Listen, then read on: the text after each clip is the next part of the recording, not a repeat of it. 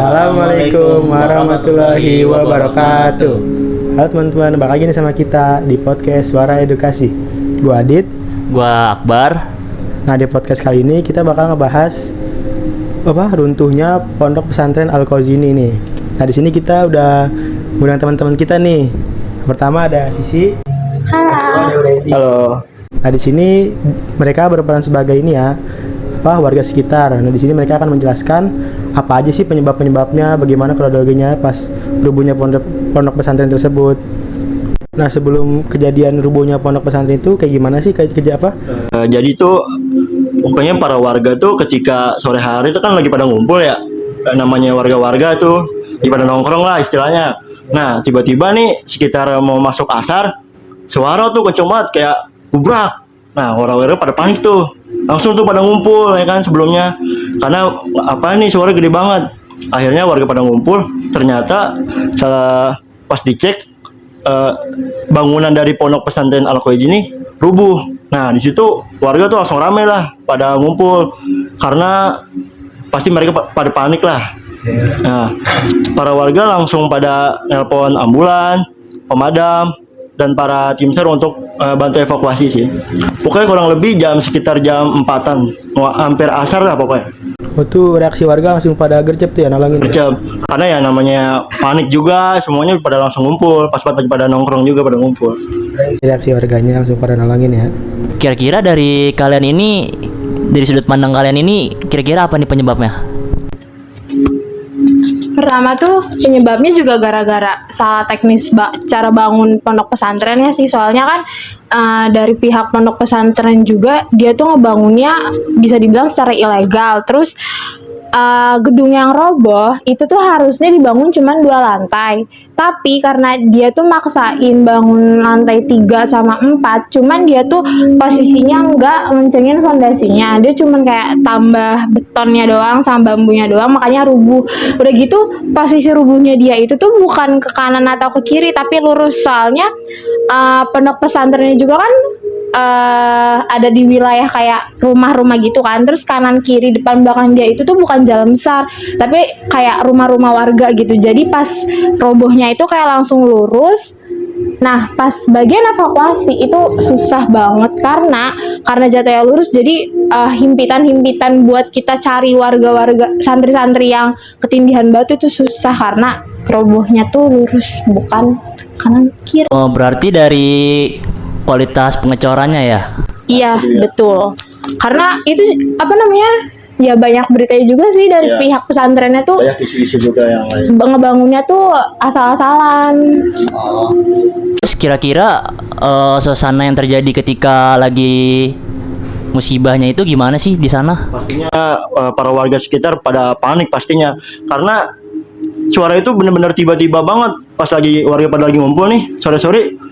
Gubrak kenceng banget, bangunan rubuh. Ya pasti warga-warga pas pada ngumpul langsung ngecek keadaan. Ya langsung lah warga pada gercep manggil damkar, pemadam untuk bantu evakuasi.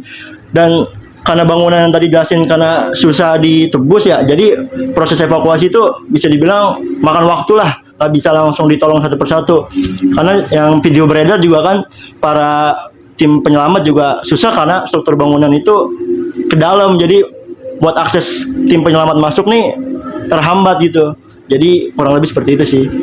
Kalau dari yang gue tahu ini kan di pondok pesantren itu kan ada namanya tradisi yang mengharuskan untuk para santrinya buat ikut ngecor. Itu kayak gimana sih, bisa dijelasin nggak? Sistemnya gimana? Mungkin dari saya sendiri kurang tahu, tapi beberapa berita yang beredar mungkin memang adanya kejadian ngecor seperti itu. Tapi ya namanya kejadian udah tidak bisa dipungkiri ya, udah terjadi. Ya kita berharap semua sih baik-baik aja, cuman ya gini lah. Tapi yang gue dapet berita tentang isu tradisi ngecor itu di Ponpes Al-Qauzini tuh katanya sih kayak itu buat sebagai hukuman si santrinya kalau misalkan ada ngelanggar peraturan terus dia disuruh ngecor. Dan menurut gue pribadi sih itu nggak layak ya, karena posisi dia ngecor itu eh dia tuh ngecor si bangunan yang lagi dibangun gitu. Jadi kan otomatis kayak asal ngecor gitu doang kan. Makanya beton-betonnya itu yang udah kena cor, jadi kayak dia tuh nggak lurus atau nggak rapi karena corannya itu. Itu menurut gue nggak ini sih. Cuman dari beberapa kayak ustadz-ustadz NU gitu, dia bilang kalau itu emang udah tradisi tradisi dari pesantren tersebut. Cuman kalau dari pribadi gue tuh sangat tidak akurat. Kalau menurut gue juga tuh buat sebagai santri itu kan dia nggak punya tanggung jawab buat ikut dalam pembangunan itu ya. Kalau tugas seorang santri itu kan cuman Iya, belajar. Karena nggak seharusnya dia ngecor gitu. Nah, kalau boleh tahu, apa sih reaksi para orang tua dari korban itu pada saat itu? Nah, pada saat kejadian otomatis ya orang tua korban tuh mungkin ada beberapa anak santri yang mungkin orang rumahnya deket lah sama dari pondok itu, dan langsung orang tua tersebut datang ke lokasi, yang pastinya sedih lah, pasti nangis karena ya anaknya tertimpa musibah ya kan, kita tahu sendiri. Dan ada juga di momen tuh kayak kan kita tahu nih bangunannya kan di dalam ya, otomatis tim penyelamat itu butuh waktu yang cukup lah untuk angkat-angkatin puing-puing. Ada orang tua tuh yang apa ya, maksa untuk ikut membantu, padahal kan seharusnya emang khusus tim penyelamat aja itu yang nyelamatin para santri, karena itu juga berbahaya karena bisa jadi ada susulan bangunan-bangunan yang bakal rubuh lagi. Nah, jadi tuh mungkin orang tua korban tersebut tuh ya namanya anak ya, pengennya tuh cepet, cuman kan segala sesuatu juga butuh proses perlahan-lahan. Nggak mungkin tiba-tiba orang tuanya ini datang langsung bantuin, kan nggak bisa kan.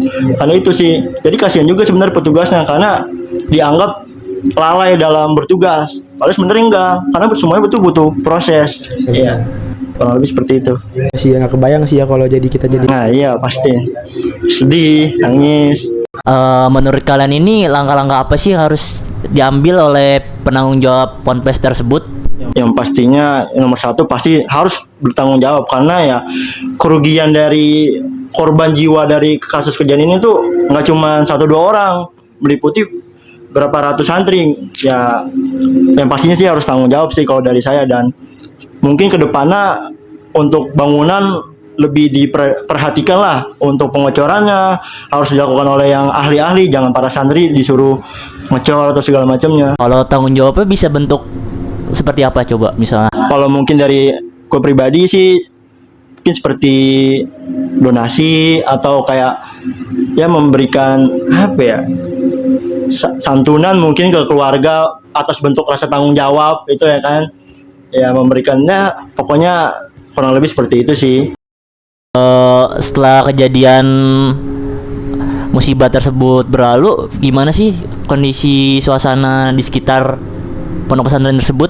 Yang pasti sih kalau kondisi Trauma ya? Ya pasti trauma. Terus juga beberapa akses menuju bangunan tuh di garis polisi karena dilarang ada masuk. Takutnya yang tadi saya bilang, warga-warga ini takutnya ada yang orang tua daripada korban nih maksa ingin menolong anaknya yang terjebak, karena kan nggak boleh kan. Nah mungkin beberapa pihak polisi juga turut serta menjaga lingkungan sekitar untuk memastikan keamanan. Kurang lebih sih seperti itu. Nah, kalau dari kalian apa sih harapannya untuk pondok pesantren ini? Kalau dari saya sendiri sih mungkin harapannya ke depannya pihak pesantren lebih memperhatikan bangunannya dan tidak asal lah memilih membangun tanpa apa namanya tuh pekerja yang jelas, yang asli. Nah itu kan juga berbahaya tuh ke depannya. Nah ya, nah itu harapannya tuh pokoknya selalu diperhatiin lah, setiap mau bangun apa-apa diperhatiin dulu nih kondisinya kuat apa enggaknya, segala hal-hal yang tuh walaupun kecil tetap harus diperhatiin sih. Itu harapannya sih mungkin, agar kejadian kayak gini gak terjadi lagi di daerah sini maupun di daerah yang lain itu. Nah, kalau dari sisi gimana? Kalau dari saya sama sih kayak Uraidi, cuman yang soal isu-isu tradisi santri ngecor itu di pondok pesantrennya mungkin ditiadakan karena emang gak layak kalau santri-santri di ponpes itu ikut turun tangan soal pembangunan pesantren tersebut gitu. Iya, kan gak layak juga gitu. Iya. Ya seharusnya kan kalau untuk pengecoran ini juga menjadi tanggung jawab pekerja, Ya, untuk nyewa yang tukang ya para pekerja konstruksinya. Karena kan santri kan mana paham bagian-bagian. Kalau buat santrinya kan dia tidak tahu Iya. gimana sistem pembangunan yang baik. Tujuannya belajar, malah begini kan orang tua juga mungkin nggak ada yang tahu ya kan. Tapi namanya sudah kejadian ya nggak bisa dipungkiri, namanya takdir juga mungkin. Ya semoga kedepannya nggak ada kejadian kayak gitu lagi. Kira-kira gimana sih perasaan lo atas kejadian musibah tersebut? Kan pas banget posisi lo lagi ada Ya gue di kejadian tersebut. Coba bisa diceritain. itu sedih sih karena nggak kebayang apa namanya para santri yang lagi belajar, lagi sholat berjamaah, iya, terus kayak tiba-tiba gedungnya rubuh gitu dan kayak bener-bener tiba-tiba itu gitu. Nah karena gue apa namanya ada di lokasi kejadian itu, gue juga sempet nanya ke beberapa anak-anak ponpes, mereka juga sedih karena kehilangan banyak teman-teman, terus kehilangan kenang-kenangannya juga. Udah gitu mereka kan bukan menganggap ponpes itu bukan sekedar gedung, tapi mereka udah nganggap ponpes itu tuh rumah keduanya mereka karena mereka berinteraksi, mereka punya lingkungan baru, mereka punya teman-teman baru. Mereka tuh kayak sedih banget. Jujur gue juga ngeliat sedih. Mungkin sekian ya cerita dari kita kali ini. Kurang lebihnya mohon maaf. Assalamualaikum warahmatullahi wabarakatuh. Terima kasih.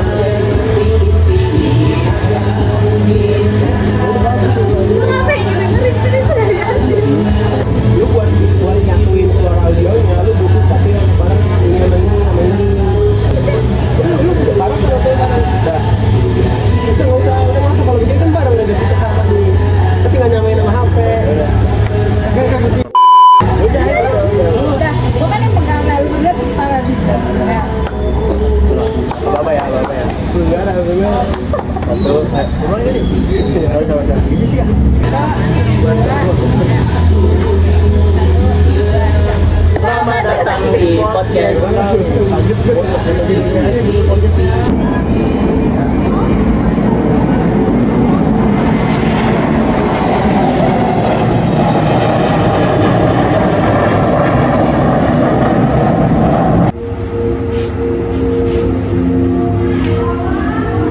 Ini ya lepas nggak? Ini aja. Tapi kayak bagusan deh kalau kita kamera depan. Coba. Bagusan gimana sih ini bagus ini sumpah. Tapi kalau kamera depan lucu. Sama. Nah sebelum kejadian rubuhnya pondok pesantren itu kayak gimana sih kejadian apa? Jadi tuh pokoknya para warga tuh ketika sore hari itu kan lagi pada ngumpul ya. Kan namanya warga. Nanti baru gue jelasin. Nanya nih ya. Dan gimana sih langkah-langkah yang harus dilakuin sama penanggung jawab ponpes tersebut? Menurut kalian anak-anak yang harus diambil Mungkin yang pasti. Aduh enggak belum. Gue belum nanya nih. Jadi gimana menurut kalian? Terakhir, beberapa hari setelah kejadian musibah tersebut itu, Gue lagi pelakon. Jadi kejadian udah kejadiannya tragis sih ketawa-tawa dulu. Itu kayak kagak sepi jadinya.